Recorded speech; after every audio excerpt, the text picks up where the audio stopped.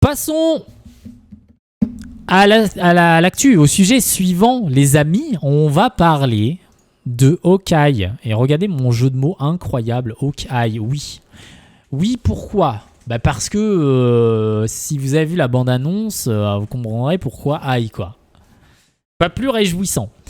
Un peu plus quand même, mais au vu de la bande-annonce seulement, non. Je vais vous expliquer pourquoi.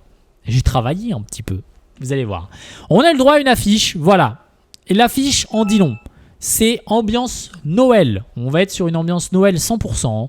Voilà. C'est très très Noël. Attendez, juste je fais un truc. Tac, tac, tac, tac. C'est très Noël du coup. C'est la période de Noël. C'est New York. Donc c'est voilà, quelque chose qu'on a beaucoup l'habitude de voir, notamment dans les films de série B qui tournent autour de Noël et compagnie. Ça vend pas de rêve. Ça vend pas grandement de rêve. Mais avec ça, on a une bande-annonce. On se dit peut-être que la bande-annonce, elle va peut-être, je sais pas, peut-être qu'elle va nous permettre d'y voir plus clair. Voilà, je sais pas. Et je vous laisse découvrir ça. Alors, vous n'avez pas hâte de découvrir ça ? Comment ça ? Comment ça ? Quoi ? Qu'est-ce qu'il y a ? Ça vous plaît pas ? Bon, les amis, on va faire un petit débrief, ok ? J'ai des choses à vous dire. Alors, les musiques de Noël, c'est non. Les musiques de Noël, avec un Marvel, ça coince un petit peu. Je suis pas très satisfait. Comme je vous disais, en fait, on a l'impression, avec la musique, etc., on a l'impression d'être sur un film de série B qui va passer au moment de Noël sur M6, à 14h. Ça donne pas très envie. Ça donne vraiment pas très envie. Une série sur 2 de bien sur Disney. Oui, mais je sais pas. Je vais vous dire pourquoi peut-être que tout n'est pas perdu. On a peut-être encore un espoir, un mince espoir. Je vais vous expliquer pourquoi. Déjà, je pense que cette bande-annonce, elle joue pas en la faveur de la série. Je pense que la série sera quand même bien plus intéressante que ce qu'on a l'impression qu'elle va être, pour, à mon avis, de nombreuses raisons. Il y a un aspect, on veut mettre en avant Noël, etc. Je pense qu'on veut vendre le truc pour Noël. Regardez ce qu'on a fait, c'est excellent, etc. Je vous rappelle également que Marvel a prévu de faire un Gardien de la Galaxie Holiday Edition, je crois que c'est l'année prochaine, qui sera un contenu Disney+. Je sais pas si ça sera un animé ou si ça sera un court-métrage ou je sais pas quoi. Mais je pense que Disney fait du Disney. Donc Disney a besoin d'avoir du contenu pour Noël. Voilà, clairement. Et donc là, ils en profitent. Ils se disent, tiens, on peut sortir ça. Ça serait pas mal de faire un truc pour Noël en même temps. Et c'est là où c'était assez drôle parce que finalement, Hawkeye, on n'a jamais vraiment eu de date. Et en vrai, les mecs savaient très bien quand est-ce qu'ils allaient le sortir. C'est-à-dire qu'ils avaient tout prévu. Covid, pas Covid. Les mecs, ils avaient prévu de sortir un truc de Noël. Ça, moi, honnêtement, ce qui me fout sur le cul, c'est ça. Parce qu'un contenu de Noël comme ça, tu peux pas le mettre au mois de mai ou au mois de juin. Tu vois ce que je veux dire ? Donc là, pour le coup, je dis quand même bravo Disney parce que ils ont quand même vachement géré le coup. C'est assez malin. Mais bon, pour le coup, en tout cas, ça ne donne pas forcément très envie. On n'a pas l'impression d'être sur un Marvel. On se demande même ce qu'on a. Mais, je le répète, tout n'est pas perdu. Et je vais vous dire pourquoi. Numéro 1. On va pouvoir découvrir un nouveau personnage.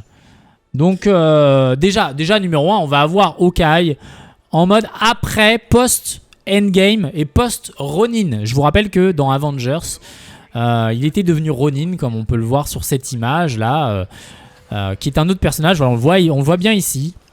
Et il avait fait un peu le ménage dans la mafia asiatique, notamment. Et donc, on va pouvoir retrouver ce personnage après ça. Ça, ce n'est pas une mauvaise chose. Attendez, j'ai la musique qui est un petit peu forte là, j'ai l'impression. Hop. Donc ça, ce n'est pas une mauvaise chose. Ensuite, parce qu'en vrai, j'ai bien aimé l'idée de Ronin et j'aimerais bien là en savoir plus sur comment il est repassé à autre chose derrière avec sa famille, comment il a accepté tout ce qu'il a pu faire façon Ronin, parce que Ronin n'était pas très gentil, hein, c'était un peu anti-héros, hein, en mode il va tuer des yakuza, etc. Il n'est pas là pour rigoler. Donc il y a cet aspect que j'aime bien. En plus de ça, on a regardez bien son oreille. On a Hawkeye qui est sourd, du coup, a priori, ou qui du moins a une surdité connue. Ça en fait un des premiers, alors ce n'est pas le premier, mais ça en fait un des premiers super-héros Marvel à avoir un handicap. Ça, c'est une bonne chose parce que dans les comics, c'est le cas. Hein. Dans les comics, Hawkeye a un problème de surdité. Surdité, je sais pas comment on dit exactement, hein, pardonnez-moi s'il y en a qui connaissent un peu ça mieux que moi. Mais en tout cas, il a une prothèse, prothèse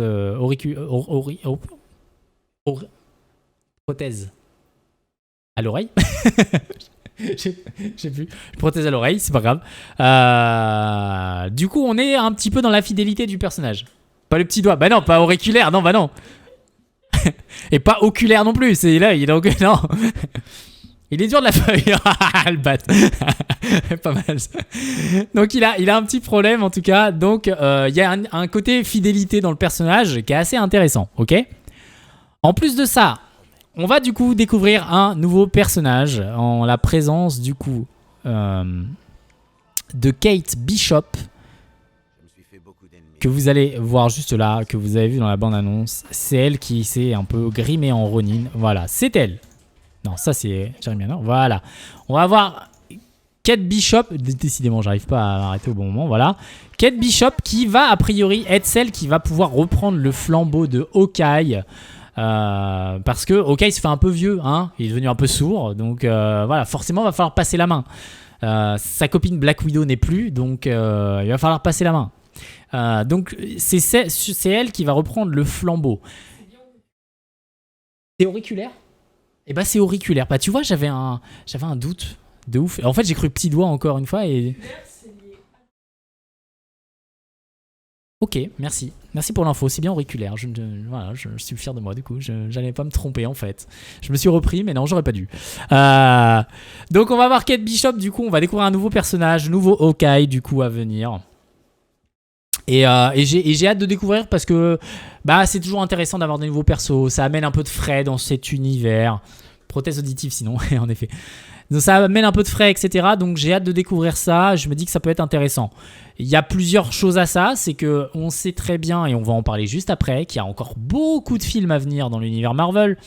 Et on a parlé depuis quelques années qu'on pourrait avoir potentiellement quelque chose qui ressemblerait aux Young Avengers. Et Young Avengers, c'est les Avengers post-ado. Là. Et Kate Bishop en fait partie. Donc c'est peut-être la première pierre... ou peut-être la deuxième, je vais revenir dessus. Mais en tout cas, ça fait partie des premières pierres, peut-être, pour les Young Avengers. En plus de ça, dans la série, on devrait avoir Yelena Belova, du coup, qui devrait être la nouvelle Black Widow, et peut-être devrait aussi participer, du coup, aux Young Avengers. C'est pour ça que je disais peut-être la deuxième pierre, parce que la première était peut-être Yelena Belova, du coup. Hello Sonaya. Mais après, Hawkeye, comparé aux autres, a toujours été mou du genou. C'est vrai, hein, c'est totalement vrai. Et c'est peut-être pour ça aussi que c'est une bonne chose, parce que ça va peut-être redonner un petit peu plus de punch, on va dire, à ce rôle, avec un personnage qui n'est pas un bon... je sais pas comment dire... Enfin, le mec, c'est le mec qui dit oui à tout, quoi, en fait, tu vois. Voilà, il est toujours là, il dit ok, tu vois, genre... tous les films, en fait, on lui donne des ordres et lui, il dit oui. Et donc du coup peut-être que là Kate Bishop permettra d'avoir un personnage qui a un peu plus de répondant, qui sera un peu plus intéressant. Alors à première vue elle va lâcher des vannes, elle va essayer d'être drôle. Voilà, je suis la meilleure archère du monde. Ah mais vous êtes Hawkeye. Bon il y a des trucs comme ça, c'est très Marvel malheureusement. Donc voilà, je sais pas jusqu'où on va aller, mais dans tous les cas on aura en tout cas ça. Il y a autre chose qui est intéressant du coup, c'est la ville de New York, hein, parce que ça va vraiment se passer à New York. Donc la ville de New York, c'est toujours beau à voir. Avec Batpink, nous on s'est remis sur les Daredevil. On a vu 2 épisodes, je peux vous jurer que déjà en 2 épisodes, on se rend compte de la puissance de la ville et de ce qu'on peut faire avec des super-héros dedans, vraiment. Et pour moi, New York, c'est une ville que j'affectionne tout particulièrement. Je pense que du coup, le fait que ça soit tourné à New York va faire que rien que ça, ben, ça va valoir le coup d'être vu en fait, déjà. Et puis, il se passe beaucoup de choses à New York, les amis. Il se passe énormément de choses à New York, vous le savez. Chez Marvel, il y a beaucoup de choses. Et là, il y a un truc intéressant là-dessus. Ce petit groupe de criminels que vous voyez à l'écran, vous allez les revoir dans plusieurs scènes après. C'est un petit groupe de criminels qui a l'air de faire partie des antagonistes de la série. Et il y a un truc qui est intéressant avec eux, c'est qu'ils pourraient être liés à un certain personnage qui s'appellerait Wilson Fisk, alias le Caïd, ou Kingpin en VO. Et c'est là que ça devient intéressant. Et c'est là que j'ai envie de croire un petit peu à tout ça. Il paraît que cette bande de criminels, moi j'ai pas assez lu pour vous dire, je n'ai jamais entendu parler de ces mecs-là dans les comics. C'est juste mes recherches qui m'ont mené à ça. Il paraît que ces gars, c'est un groupe de criminels qui est lié au Caïd. Là, ça devient intéressant. Parce que je vous parle du Caïd. Caïd, on en a parlé. A priori, on devrait peut-être avoir Wilson Fisk qui ferait une apparition dans la série. On l'attend fortement. Sans oublier également que notre cher Spider-Man No Way Home sort le 15 décembre. Et qu'on n'est pas à l'abri, et qui se passera à New York. On n'est pas à l'abri qu'il y ait des croisements quelque part, puisque ça, c'est diffusé le 24 novembre. La série ne sera pas terminée au lancement de Spider-Man. Je dis ça, je dis rien. On a de nouveau du coup ce groupe d'individus. Ok ? On a de nouveau ce groupe d'individus. Bon, on a Kate Bishop qui se casse la gueule. Ils sont toujours là, hein. On les voit plusieurs fois. Hein.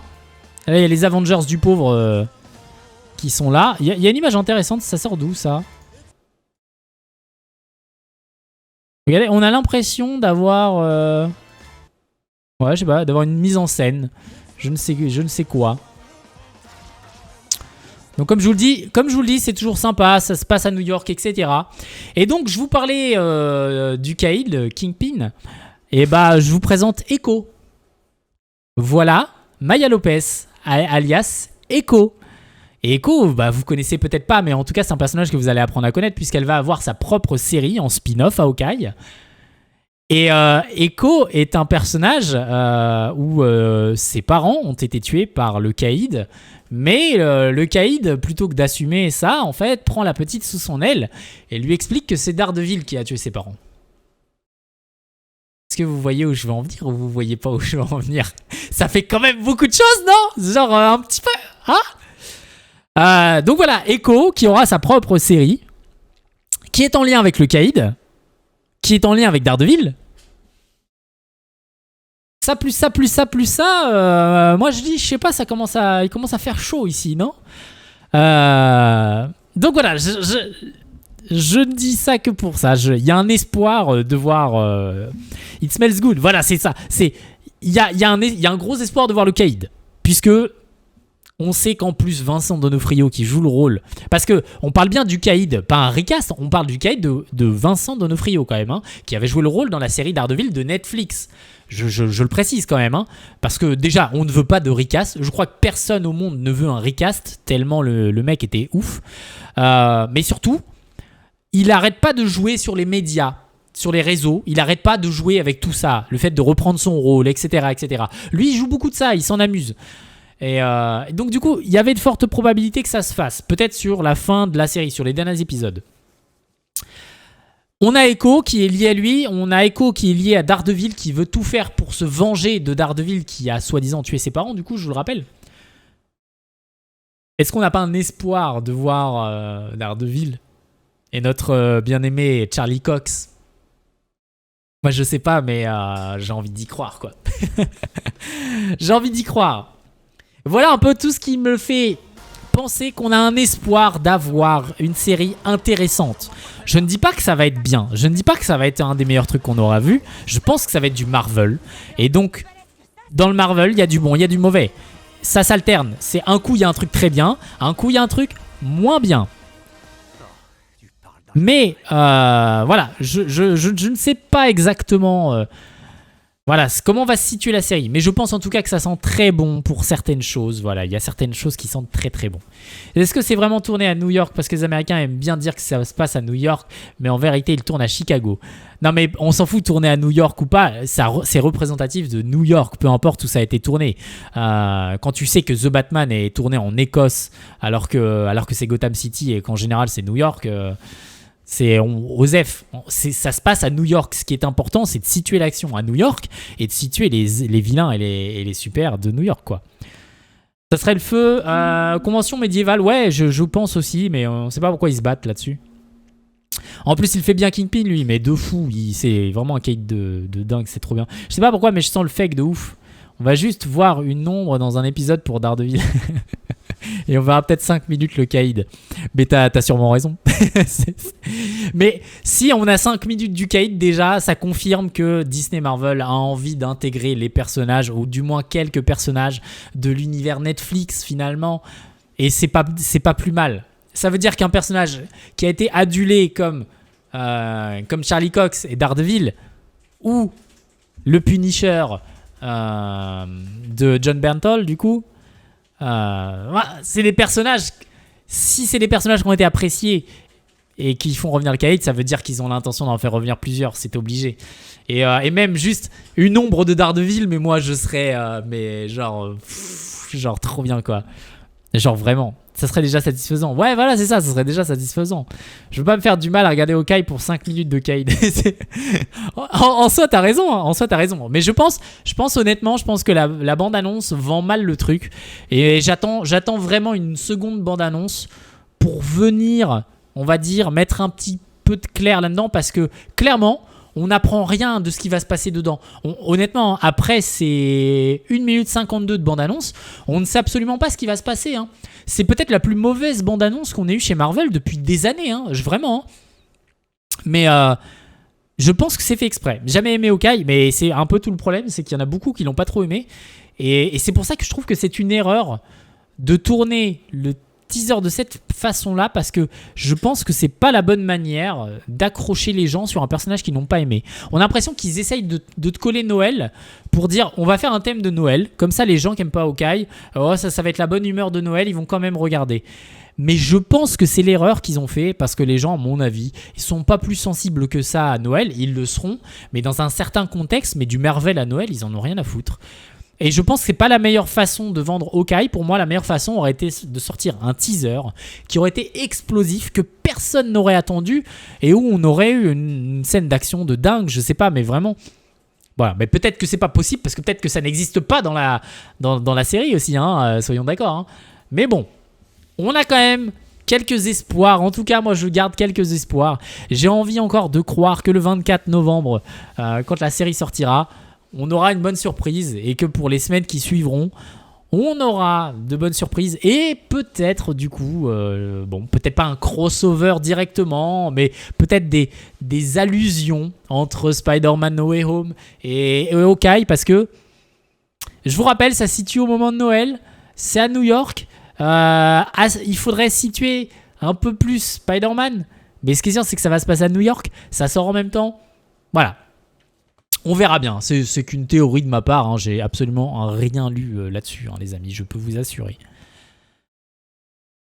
En tout cas, on attend ça pour le 24 novembre.